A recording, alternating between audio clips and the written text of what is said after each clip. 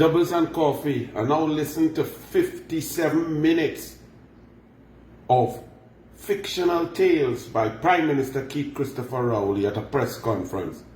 And then another 12 minutes, he's still going on trying to obfuscate and discuss issues that do not impact the lives of Trinidadians and Tobagonians. But just suffice it to say that he made a case that the Paria report ain't going to be laid in Parliament and will not be made public by telling you about the Clico and the Coleman and 100 million. Go and listen to it for yourself. He also said that Kamla Persad-Bissessar and the UNC breaching CARICOM and breaching the desires of Guyana by suggesting that Rowley used his great relationship with Maduro to tell Maduro, stop it, cease and desist, respect the international court. He made some ridiculous argument that the UNC's position makes no sense. But let me tell you about the fiction. Rowley talked for 57 minutes and said absolutely nothing. And just to let you all know what the maths and maths not maths in. He admitted now that Train 1, Atlantic Train 1, is dead and buried. He lied and said that all they spent was $24 million to maintain it in order to keep a negotiation position. Stuart Young went in the Senate and on Hansard said it was 233 million. 233 million TT is 34,776,000,000 US. 34,776,000 US dollars. And what that was only for a period from 2019 to 2021. We in 2023. So did the PNM spend any more taxpayers' money to keep Atlantic Train 1 maintained to continue to sit at the table to negotiate?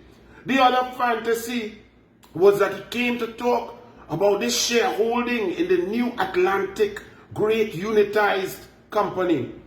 Now, originally, Trinidad and Tobago had 10% of Train 1, 0% in Train 2, 0% in Train 3, and 11% in Train 4. If you take all the trains, that's 21% of trains 1, 2, 3, and 4. Now there's no Train 1, so we lost that 10%, so we have minus 10%. And they're trying to say that we now have 10% of 2, 3, and 4 when we had 11% of 4 already. And somehow that is some genius, miraculous equity shaking situation and great negotiation by the #1 salesman of Trinidad and Tobago, Keith Christopher Rowley. He also said some fantastic things. Incredible. Now, let me just tell you, all of this plays, and what he couldn't answer how much money we will make, what we're going to do, what are the actual benefits in cash terms to Trinidad and Tobago. Because he talked for 43 seconds on Dragon. Because the Dragon not dancing. All he said was, okay, well that is there and it's ongoing. But with the current situation in Guyana, Venezuela involving USA, the moves by Maduro, the claims that 10.5 million people voted in a referendum when every satellite picture shows empty schools, empty booths throughout the electoral period of 14 hours, shows that Maduro does not intend to hold free and fair elections and elections that are free from fair. And therefore, US sanctions in the near future is a thing that is very high risk. Rowley also went on for the first 40 minutes to tell us about some negotiation. He said he ain't breached no contract. But somehow, he changed contracts and got revenues and started to calculate extensive revenues equating to $11 billion that we got extra because of his brilliance with Stuart Young and Franklin Kahn. But he can't say how, why, where, or when. He also made the ridiculous, ludicrous claim, and media not asking him, that there were some penalties and fees to NGC when they could not supply gas, contractually owed about $8 billion. But that he and Stuart Smallpin Young somehow negotiated those fees that were owed, contractually due, payments due to billionaire corporation, multi-billion-dollar corporation, profit motive seeking, that they negotiated that down to zero. How? Why? Where? When? And what was given up in the next 25 years that would make a multinational corporation forego $8 billion that they were owed, legally owed? They just give up that. Why? Because Santa Claus coming and it's Christmas time. So if you all want to go and share a story, a fantasy fictional tale, just go and listen to Rowley'S press conference. The long and short is, they've collapsed the energy sector. They've decimated it. We refine nothing. They found no new gas. Our gas horizon is diminishing and depleted. The PNM is deleterious to the energy sector. The energy sector provides the wherewithal for us to survive.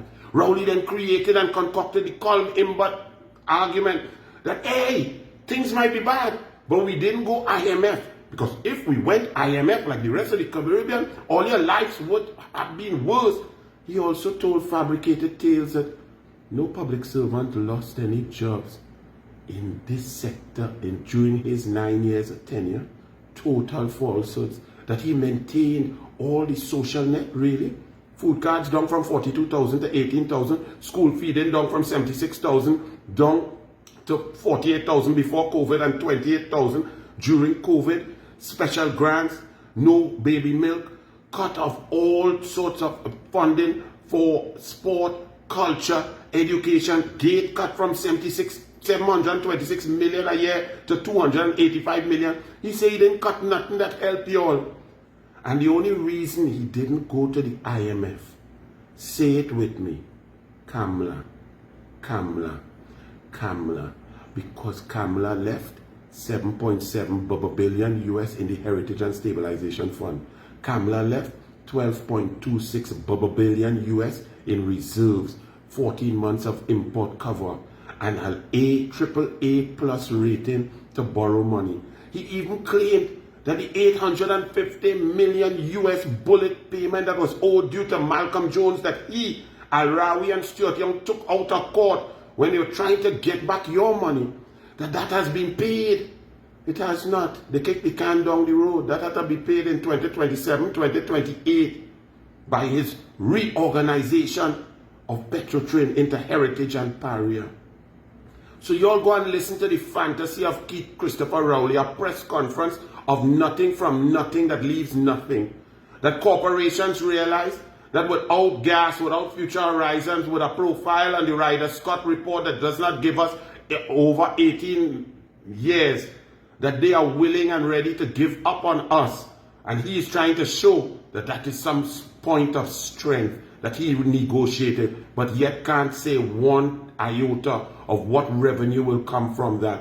But what we know is Atlantic Train 1 is dead, and that Rowley and Smallpin spent $233 million of your money to keep it and maintain it, thinking that it will come on with Dragon Gas. And Andrew Jupiter said, Dragon Gas, hold it up there, it's a great thing. Now today, the one truth is that it is dead and buried.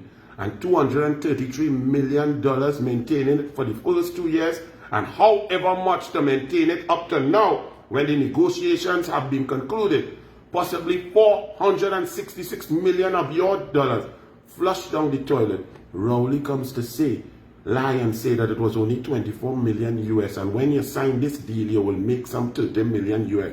Total falsehoods. But y'all, that's your prime minister. Bless. Go and listen to the fantasy.